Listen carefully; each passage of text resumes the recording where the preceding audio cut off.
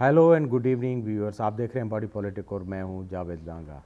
कुछ बलूचिस्तान से खबरें हैं, डेवलपमेंट्स हैं, हमने कहा आपके साथ उन पर थोड़ा डेलिब्रेशन की जाए। एक तो ये है कि बलूचिस्तान की जो काबीना है वो बहुत ज़्यादा डिले हो गई है और मुल्क के जो दीगर सूबे हैं उनमें जो सूबाई हुकूमतें हैं वो बन गई हैं, फंक्शनल हैं और काबीना के इजलास हो चुके हैं, फ़ैसले हो रहे हैं। ख़ास तौर पर पंजाब और सिंध में तो काफ़ी एक्टिविटीज़ हमें नज़र आई हैं जो सूबाई हुकूमतों ने फ़ैसले किए हैं। असेंबली के इजलास में मुख्तलिफ जो कानून साजी है या दीगर जो उमूर हैं उन पर काफ़ी काम हो रहा है और मरियम नवाज़ और मुराद अली शाह साहब जो हैं वो हमें एक्टिव नज़र आ रहे हैं नई हुकूमतें बनने के बाद। लेकिन बलूचिस्तान में ऑन द कंट्ररी सूरत हाल ये है कि अभी तक वहाँ काबीना नहीं बन सकी। गुज़िश्ता दिन ये इस तरह की इतलात थी और ख़बरें भी छपी थी और जो सरकारी ज़राए थे उनसे भी ये कंफर्म था कि काबीना जो है वो तश्कील पा जाएगी और ऐलान किया जाएगा बाज़ाब्ता और उनकी हलफ बर्दारी भी होगी। लेकिन वो प्रोग्राम जो है वो 11th आवर में मौखर किया गया और जो अब ख़बरें आई हैं सरकारी तौर पर तर्जमान ने जो बयान जारी किया है उसके मुताबिक वज़ीर आला अपने भाई की जो तिब्बी कुछ मसाइल हैं उनकी वजह से मसरूफ़ हैं, तो इसलिए ईद उल फ़ितर के बाद जो पहला जो वर्किंग डे होगा उस पर काबीना का फ़ैसला किया जाएगा। असल में इसमें कुछ चीज़ें इस तरह हैं। बलूचिस्तान का आपको पता है कि हमेशा बलूचिस्तान में काबीना बनाना और एक मखलूक हुकूमत को चलाना हमेशा मसला रहा है। बलूचिस्तान की जो सूबाई काबीना है वो दूसरे जो सूबे हैं उनके मुकाबले में बड़ी साइज़ में भी हमेशा बड़ी होती है। 2008 में नवाब असलम रहसानी की जो काबीना थी वो भी उस दौर की बहुत बड़ी तारीखी एक जाइगेंटिक किस्म की काबीना थी जिसमें ऑलमोस्ट 45 जो अफराद थे वो वज़ीर, मशीर और दीगर जो ओहदों पर, स्पेशल असिस्टेंट वगैरह के ओहदों पर तैनात थे। तो इस तरह एक रिवायत रही है। बाद में जितने अदवार हैं बाप की बलूचिस्तान अवामी पार्टी के जो ज़ेर एहतमाम और उनकी सरकर्दगी में जो हुकूमतें बनी हैं उनमें भी काबीना की साइज़ बहुत बड़ी हुआ करती है और हमेशा जो मखलूत हुकूमत है उसमें जो एलाइज शामिल होते हैं वो अपने लिए एक बड़ा चंक पीस ऑफ केक मांगते रहते हैं, जिसकी वजह से हमेशा बलूचिस्तान की जो काबीना की साइज़ है वो बड़ी होती है। तो इस मरतबा भी जो इंसाइडर बता रहे हैं कि काबीना में डिले का जो सबब, एक तो सेनेट ऑफ पाकिस्तान के जो इलेक्शन थे जिसमें पीपल्स पार्टी और एलाइज ने स्ट्रेटेजिकली ये चीज़ थोड़ा डिले की थी ताकि अगर काबीना के सिलसिले में कोई नाराज़गी पैदा होती है तो उसको एवर्ट किया जाए और थोड़ा प्रोलॉन्ग किया जाए ताकि सेनेट के इंतखाबात हो जाएं और उसके बाद काबीना तश्कील दी जाए। लेकिन वो मामला फिर से हल नहीं हुआ। अंदरून खाना इस तरह की गॉसिप है कि मिनिस्ट्रीज़ और उनकी डिस्ट्रीब्यूशन पर ना सिर्फ दो दो जो मेजर एलआई हैं उनमें भी थोड़े बहुत डिफरेंसेस हैं, लेकिन बाकी मानदा जो लोग हैं उनको अकोमोडेट करने का भी मसला जो है वो लाहक है। इसलिए आप देख रहे हैं कि सरफराज बुगटी साहब कई दिनों से वो अकेले जो है वो भाग दौड़ कर रहे हैं और मुख्तलिफ़ किस्म की जो चीज़ें बलूचिस्तान में हो रही हैं वो इजलास भी कर रहे हैं ब्यूरोक्रेसी के साथ, दौरे भी कर रहे हैं मुख्तलिफ़ जगहों के और सूबे से बाहर भी जा रहे हैं, इस्लामाबाद जा रहे हैं अपनी क़यादत के साथ, कराची भी जा रहे हैं, उनका मिलना मिलाना हो रहा है। लेकिन ये तने तनहा सारी चीज़ें कर रहे हैं, उनके साथ काबीना नहीं है जो कि एक हुकूमत की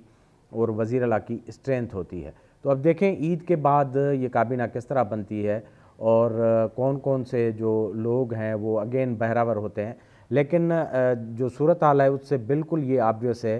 कि अगेन ये एक बड़ी काबीना बनने वाली है नंबर के हिसाब से भी, क्योंकि सारे लोगों को बलूचिस्तान में हमेशा खुश रखना जैसे एक अब ज़रूरत नहीं, एक रिवायत बन गई है कि तमाम लोगों को ये कंसेंसस के नाम पर एक गरीब सूबे पर एक भारी सी काबीना मुसल्लत की जाती है जिसमें बहुत ज़्यादा वज़ीर कबीर और उनके जो होते हैं एडवाइज़र वगैरह उनकी एक हमेशा फ़ौज रहती है। तो अगेन ईद उल फ़ितर में भी चंद दिन बचे हैं और नेक्स्ट जो वर्किंग डे होंगे उनमें आप देखेंगे कि बलूचिस्तान की एक भारी भरकम किस्म की काबीना आपके सामने आएगी। बलूचिस्तान से रिलेटेड एक और डेवलपमेंट ये है कि आपने ख़बरों में सुना होगा, हम गुज़िश्ता 2-3 व्लॉग में मैं ज़ाती तौर पर ज़िक्र कर चुका हूँ कि बलूचिस्तान के जो दो की इश्यूज़ हैं یعنی کہ پبلک سیکٹر کے جو ڈپارٹمنٹ ہیں ہیلتھ اور ایجوکیشن، ان دونوں ڈپارٹمنٹس میں بہت سارے مسائل چل رہے ہیں جو آج کل کے نہیں ہیں، بہت سارے ڈیکیڈز کے پرابلم ہیں، وہ ٹھیک نہیں ہوئے۔ بلوچستان کی بجٹ کا والیوم 18th امینڈمنٹ کے بعد بڑھ گیا، ان ڈپارٹمنٹ پر خرچے کیے گئے اور ان کو کسی نہ کسی طرح جو فسکل اسپیس ہے جو ممکن تھی وہ دی گئی، لیکن ان دونوں جو شعبے ہیں ان میں گورننس کی صورتحال بہت ہی مایوس کن رہی ہے۔ اب دوبارہ سے وزیر اعلیٰ صاحب جب آئے ہیں تو انہوں نے ٹیک اپ کیا اپنی پارٹی کا جو پروگرام تھا، خاص طور پر بلال بھٹو جب بلوچستان آئے تو انہوں نے کہا کہ یہ جو دو اہم ڈپارٹمنٹ ہیں ان کو ان کی پارٹی پرائرٹائز کرے گی، اور کم از کم جو سندھ کا ماڈل ہے ہیلتھ کا اور ایجوکیشن کا کسی حد تک، اس کو ریپلیکیٹ کرے گی بلوچستان میں۔ تو اس ڈائریکٹیوز کو اور اس لائن کو لے کر وزیر اعلیٰ بلوچستان نے گزشتہ جب سے وہ وزیر اعلیٰ بنے ہیں کافی ایکٹیویٹی دکھائی، اور انہوں نے نہ صرف بیوروکریسی سے سیکریٹری لیول تک، چیف سیکریٹری تک مختلف اجلاس کیے، بلکہ جو ٹرشری ہسپتالیں ہیں اور ہاسپٹلس ہیں کوئٹہ کی میجر، ان کے بھی انہوں نے دورے کیے۔ تو وہاں حالت وہی تھی، نہ مشینیں کام کر رہی تھی، لوگ جو ہے گھوس تھے، سینئر ڈاکٹرز کا کوئٹہ میں آنا اور اپنی ڈیوٹی کرنا یہ بالکل ایسے ہے جیسے ان کو کوئی باندھ کے جیل میں لایا جاتا ہے۔ ساری ہسپتال اگر آپ اندر جائیں گے تو ٹرینیز اور جو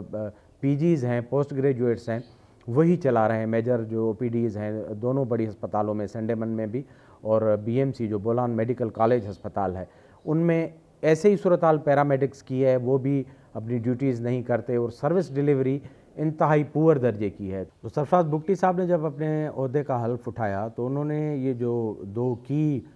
پبلک سیکٹر کے جو سروس کے ڈپارٹمنٹ ہیں ہیلتھ اور ایجوکیشن، ان پہ ذرا زیادہ فوکس کیا۔ انہوں نے مختلف ہسپتالوں کا دورہ کیا اور وہاں جو صورتحال نکلی وہ بالکل غیر تسلی بخش تھی، کیونکہ ایک تو کروڑوں اربوں روپے جو ابھی تک ان ہسپتالوں کو مشینری اور دوسرے تکنیکی سامان کے لیے دیے گئے ہیں وہ بالکل ڈس فنکشنل ہیں۔ ایم آر آئی، سی ٹی اسکین مشینیں اور دیگر جو بڑی بڑی مشینیں ہیں وہ کام نہیں کر رہی۔ اگر آپ ایک دن ایک مائک لے کر واکس پاک کے طور پر ان کوئٹہ کی بڑی اسپتالوں کے سامنے کھڑے ہو جائیں تو آپ کو سینکڑوں نہیں ہزاروں کمپلینٹس ملیں گی جو لوگ وہاں وزٹ کرتے ہیں، او پی ڈی آؤٹ ڈور پیشنٹ کے طور پر جو لوگ آتے ہیں وہ آپ کو چیختے چلاتے نظر آئیں گے ان سروسز کے حوالے سے، دوائیوں کی عدم دستیابی کے حوالے سے، اور وہاں جو سرد مہری ہے وہ اسٹاف کی اور پیرامیڈکس کی۔ تو ایک ایسی صورتحال تھی جس کو ٹھیک ہونا تھا، لیکن ابھی بڑا عجیب قسم کا یہ سینیریو ہے کہ وزیر اعلیٰ کی ابھی تک انہوں نے کابینہ بھی نہیں بنائی، حکومت بھی بلوچستان کی نہیں بنی، تو جو طبی عملہ ہے خاص طور پر پیرامیڈکس وہ روڈوں پر آ گئے ہیں اور انہوں نے مطالبہ کیا ہے کہ وزیر اعلیٰ سرفراز بگٹی استعفیٰ دے دیں۔ اب کتنا الاجیکل بات ہے کہ ایک حکومت بنی ہی نہیں، اس نے کوئی فنکشن نہیں کیا، اور اس نے جب پوچھ گچھ شروع کی ہے اور کہا ہے کہ بھائی آپ کی جو بجٹ ہے آپ کی کارکردگی سے مشروط ہوگی اور اربوں روپے سرکار اس طرح پبلک منی کے نہیں دے سکتی اس سروسز کے بنیاد پر، تو یہ لوگ نکل آئے ہیں۔ ہمیشہ سے بلوچستان میں یہ جو پیرامیڈکس ہیں، ینگ ڈاکٹرز ہیں، یہ ایک بڑی شیلڈ ہے۔ اب میڈیا نے بہت بڑا ساتھ دیا ہے ان لوگوں کا، لیکن جو لوگ ہیں عوام الناس ہے ان کا درد ان کے درد سے بہت زیادہ ہے۔ بی ایم سی کو یونیورسٹی کا درجہ دینے کا فیصلہ کیا گیا گزشتہ 2-3 سال پہلے، ڈاکٹر مالک کے زمانے سے انیشیٹ ہوا اور بعد میں جام کمال اور باقی جو وزراء اعلیٰ تھے انہوں نے کوششیں کی، لیکن اسی پیرامیڈکس اور وہاں جو یونینز ہیں انہوں نے یونیورسٹی بننے نہیں دیا۔ اب کتنی اچنبھے کی بات ہے کہ اپ گریڈیشن ایک بڑے ادارے کی، ایک یونیورسٹی بہت بڑا ادارہ بنے گا امپلائمنٹ کے لیے سہولیات کے حساب سے، اور اس کی جو کیپیسٹی ہے وہ بڑھے گی، اس کا جو ایکسپوئر ہے وہ بڑھے گا، اور ایک بڑی یونیورسٹی بلوچستان جیسے جو صوبہ ہے اس میں بہت زیادہ میٹر کرتی ہے اور ڈیلیور کر سکتی ہے، لیکن اس کو انہی پیرامیڈکس اور انہی یونینز نے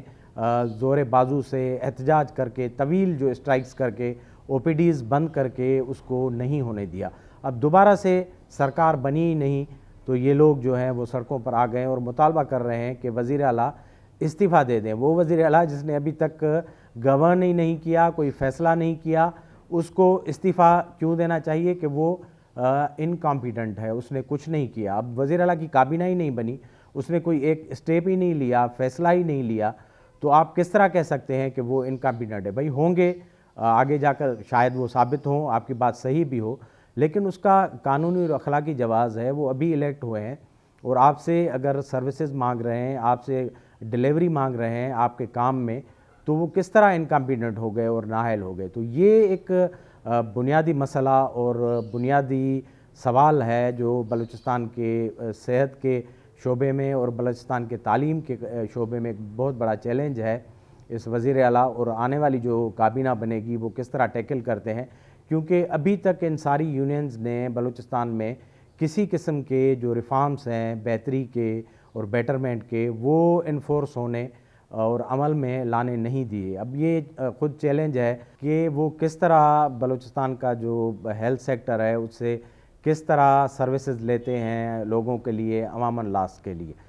तीसरा इशू ये है कि बलूचिस्तान के जो मौजूदा स्पीकर साहब हैं कैप्टन रिटायर अब्दुल खालिक, उनकी जो कॉन्स्टिट्यूंसी है इलेक्शन कमीशन ने उसमें 12 पोलिंग्स को जो रीपोल करने का आर्डर दे दिया है। तो उसके बाद मुस्लिम लीग नवाज़ बलूचिस्तान के जो कैंप्स में हैं ज़रा पैनिक समझ गया है कि अगर इसकी रिज़ल्ट जो है उसके बरक्स आती है और कैप्टन साहब वहाँ हार जाते हैं तो फिर क्या मुतबादल स्ट्रेटजी होनी चाहिए। तो इस सिलसिले में राहिला दुरानी साहिबा जो ख़वातीन की मखसूस सीटों पर मुंतखब हुई हैं मुस्लिम लीग नून की टिकट पर, उनको स्पीकरशिप के लिए तैयार किया जा रहा है, बल्कि उनका नाम जो है वो फ्लोट किया गया है कि अगर कैप्टन रिटायर अब्दुल खालिक अपनी सीट गंवा बैठते हैं तो मुस्लिम लीग फिर राहिला दुरानी को स्पीकर बनाएंगी बलूचिस्तान असेंबली का। उससे पहले भी मुस्लिम लीग की सीट पर डिप्टी स्पीकर रही हैं और सीनियर पार्लियामेंटेरियन हैं, उनका काफ़ी तजुर्बा है बलूचिस्तान में पहले भी असेंबलीज़ को चलाने और डील करने का। तो लग इस तरह रहा है कि मुस्लिम लीग ने कहीं ना कहीं ये स्मेल कर लिया है कि इस रीपोल के नतीजे में जो 12 पोलिंग्स हैं कोई बड़ा अपसेट हो सकता है और जो मौजूदा स्पीकर हैं बलूचिस्तान असेंबली के रिटायर्ड अब्दुल खालिक साहब जो है वो अपनी सीट गंवा सकते हैं। तो ये कुछ बलूचिस्तान से खबरें थी, हमने कहा आपके साथ शेयर करें। हमारे प्रोग्राम को लाइक करें, शेयर करें, सब्सक्राइब करें। बहुत बहुत शुक्रिया।